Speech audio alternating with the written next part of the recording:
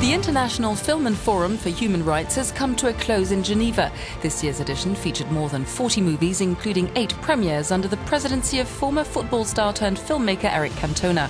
The aim of the festival is to highlight violations of human rights through film and discussions, bringing together a broad range of human rights actors, including filmmakers, militants and victims.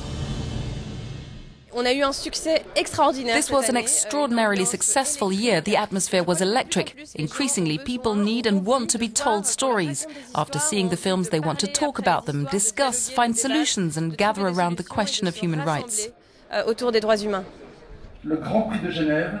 Grand Prix went to Italian documentary On the Bride's Side by Gabriele Del Grande, which was made thanks to crowdfunding and the help of his friends. It tells the story of 5 Palestinian and Syrian refugees who enter Europe via the Italian island of Lampedusa after fleeing war in Syria. Del Grande decides to help them complete their journey to Sweden by faking a wedding. With a Palestinian friend dressed up as a bride and a dozen or so Italian and Syrian friends as wedding guests, they travel halfway across Europe on a 3,000-kilometer journey. People put their trust in smugglers. They risk their lives crossing the sea. Thousands have died. In this movie, by helping the migrants, we broke immigration law. It was an act of civil disobedience. Our goal was to invite the authorities to think about the need to change the law. The film's not only an act of civil disobedience, but also a fantastic story about friendship and solidarity among people from all over the Mediterranean.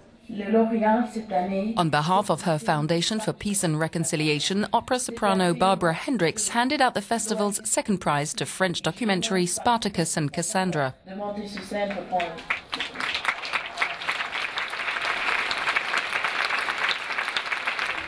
It follows the fate of 2 Roma children who live in an illegal circus in France. When they're discovered by the authorities, the children face an unbearable choice: to join their parents who live on the streets or accept a foster family and have a roof over their heads and a chance to go to school.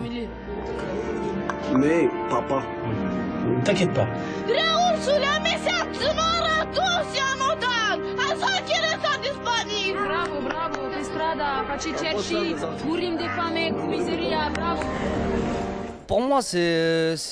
For me, it's about our life. It's a reference point in our lives. It follows our journey from when we were small.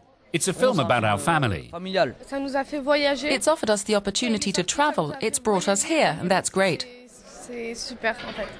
The grand prize of the World Organization Against Torture, given to a director whose film shows strong commitment in favor of human rights, went to French filmmaker Manon Loiseau for Chechnya, A War Without Traces.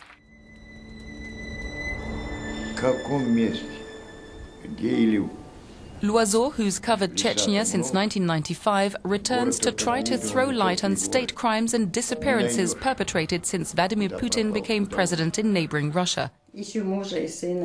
The reporter patiently collects the words of those who continue to resist and try to remember.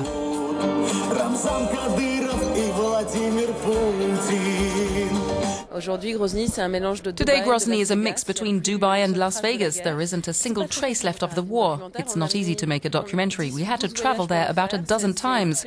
Anyone who speaks out is taking a risk. Nobody dares speak anymore. It truly is a dictatorship, so anyone who dares say anything is very, very courageous. G'day, Luke. G'day, Charlie. You white bastard. You black bastard. Doubly awarded at the festival, picking up the Grand Prize Fiction and Human Rights and the Youth Jury Award, Charlie's Country is a bittersweet exploration of the Aboriginal people's difficulty in finding their place in post-colonial Australia.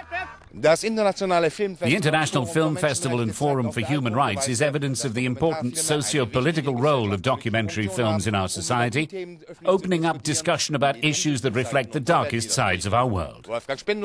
Aus Genf für Euronews.